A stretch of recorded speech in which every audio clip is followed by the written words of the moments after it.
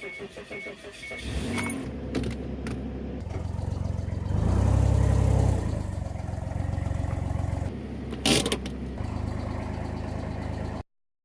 today is going to be an oil change on the Chevy tractor.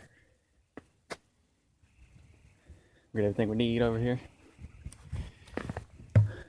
Catch pan, new oil. Got it up on the ramps. Got our tools out. Using Supertech oil. Don't use the Supertech oil if you're doing this on your own car. But I'm trying to sell this, so it's fine. First thing we got to do is take the skid plate off.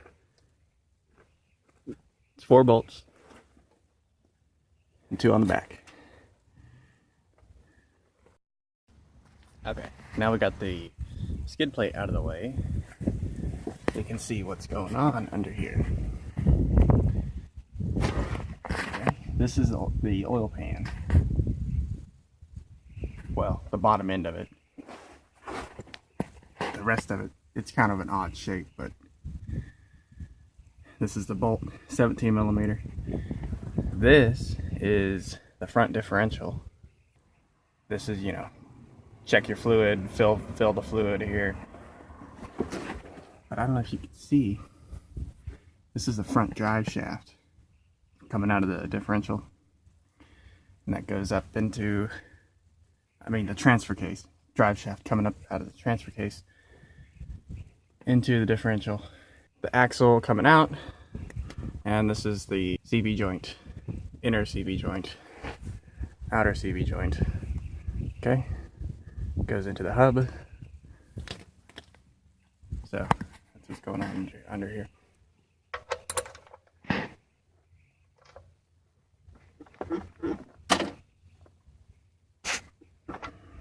Need some leverage to get that bolt loose.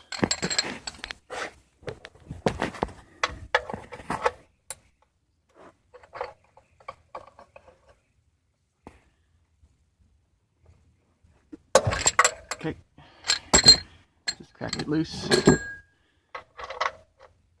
we go.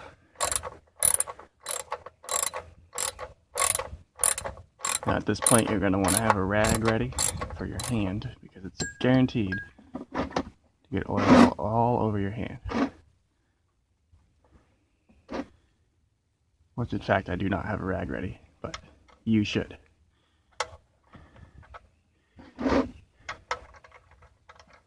Catch pan in position.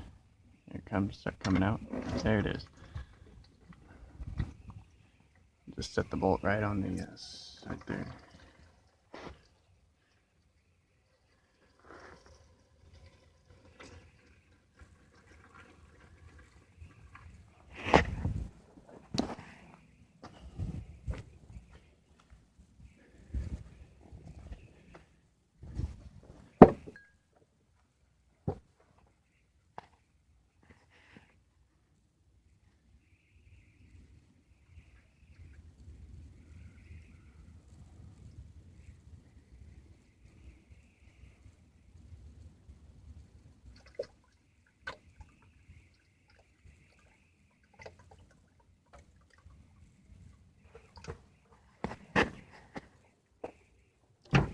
When you're doing this, you can take your oil cap off to help the oil drain faster.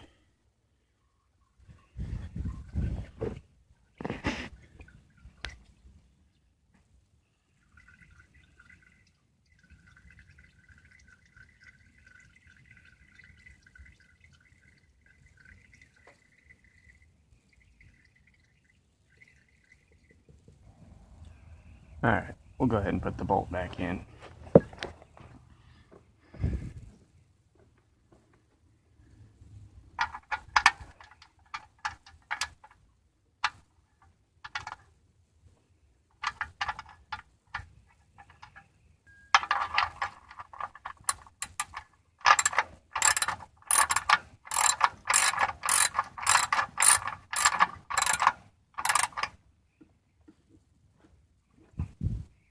Nice and tight.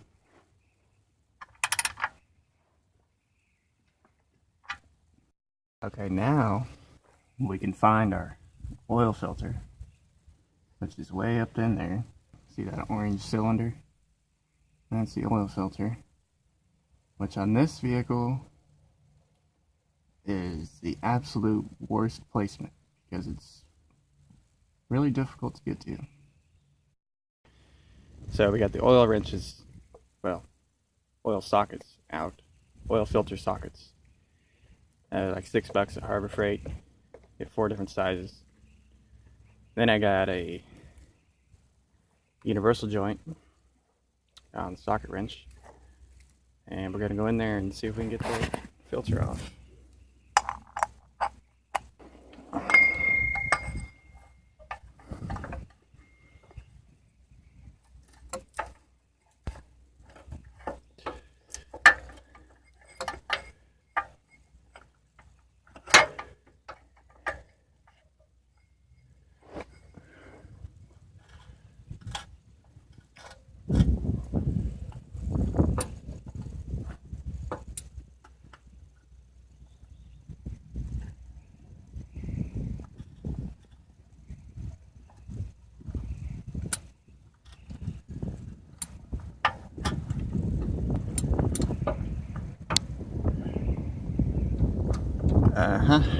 That's not gonna happen.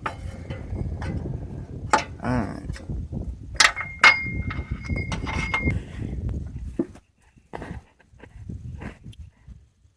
Yeah.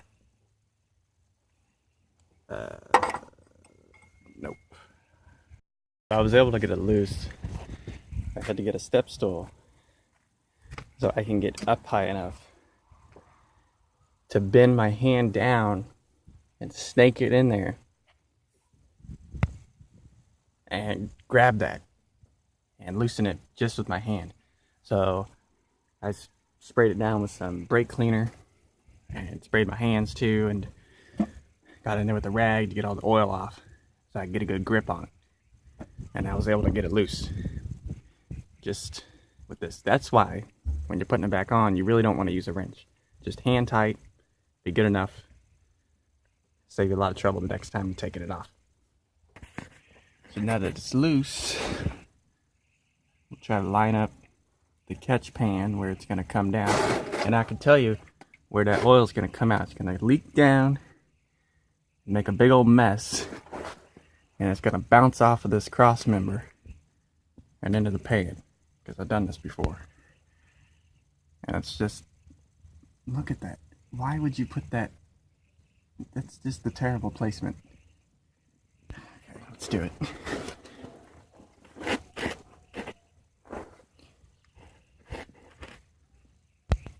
Okay.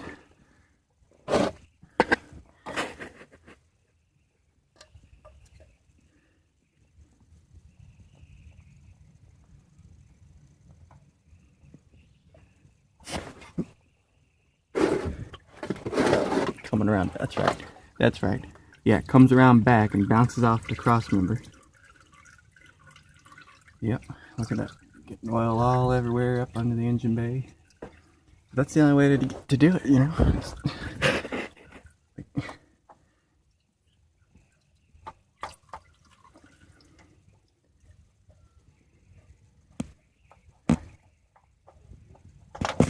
Okay. Here it comes. Now we'll just tip it over into the catch pan. Now look, this is where you'll botch your oil change job. This is how you screw it up right here. See that? The gasket is stuck onto the engine. See it? Can you see that? I'll reach up and grab it. Okay. See that?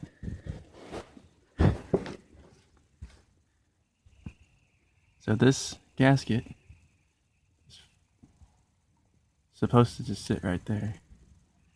But if it sticks on your engine and you don't notice, and you go and put a new filter on, it's not going to seal. You're going to start it up, and you'll be leaking oil everywhere.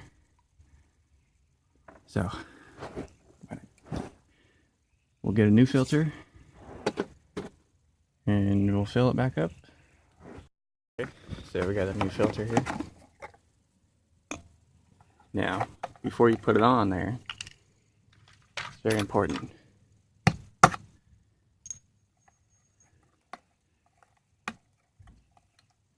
Just dip your finger in some of the new oil and put it on that gasket. You don't want to put that gasket on dry. It's not going to seal right. Just like that.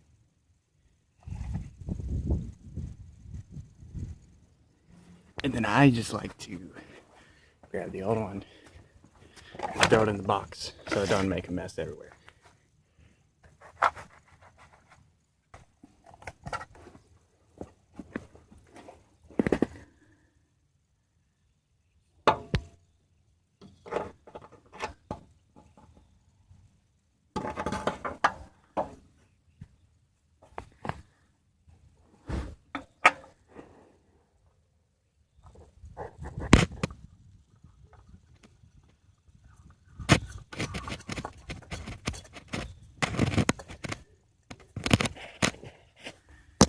Okay, so now I'll go back up from the top and get a good grip on it and get it nice and tight. Filter on nice and tight. We'll get our drain pan.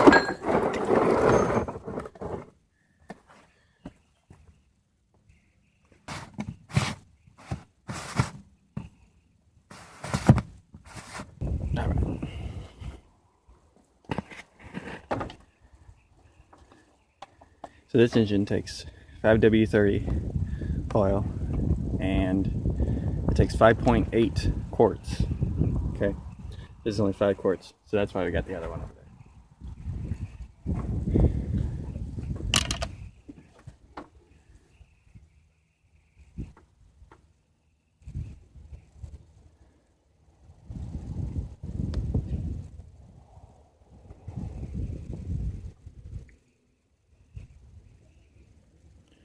And then before we go hog wild with it, we'll just check under here real quick.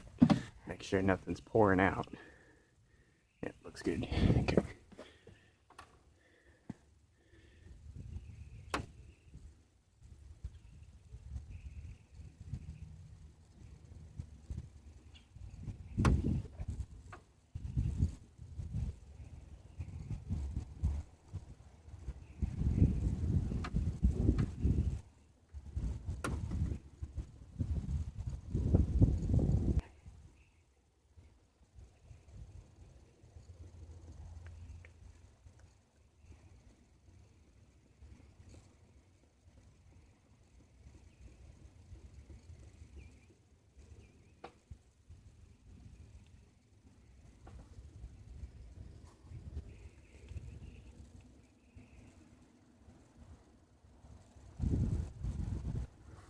Okay, so it's 5.8 quarts, not 6, so should be about right.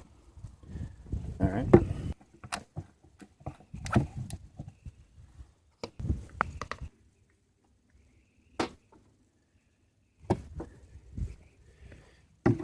Okay, now we're going to start it up, but first, check inside your engine bay. Make sure you didn't leave any tools or anything in there. Alright, now we're going to look under the car and make sure nothing's dripping out.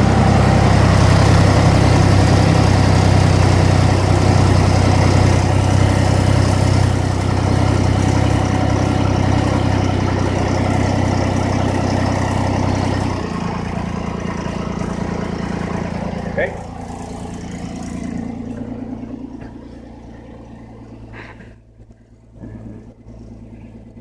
No unusual lights on the dash. Okay, everything looks good. Service engine light's always on. Don't worry about that. Now we're going to check the oil, see what the level's at.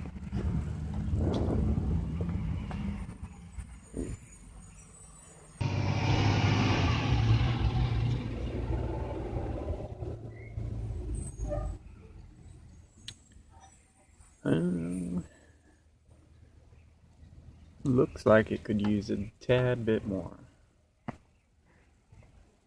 Still gotta get the skid plate put back on. skid plate's bolted back on. Now we're going to take it off the ramps and check the oil again. Then we'll take it for a test drive. Alright. So can you see that? Perfectly full. So as always, we gotta take it on test drive.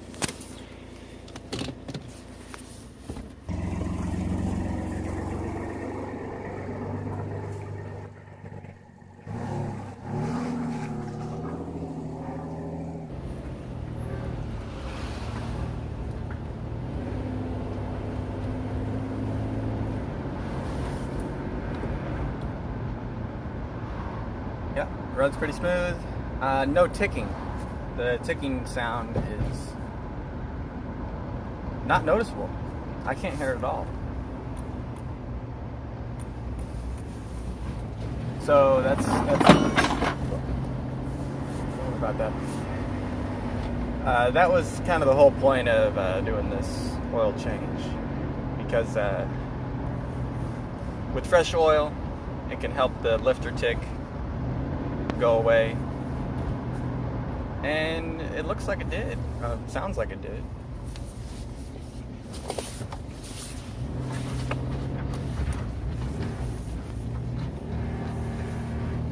And the four-wheel drive is still working, which, why wouldn't it?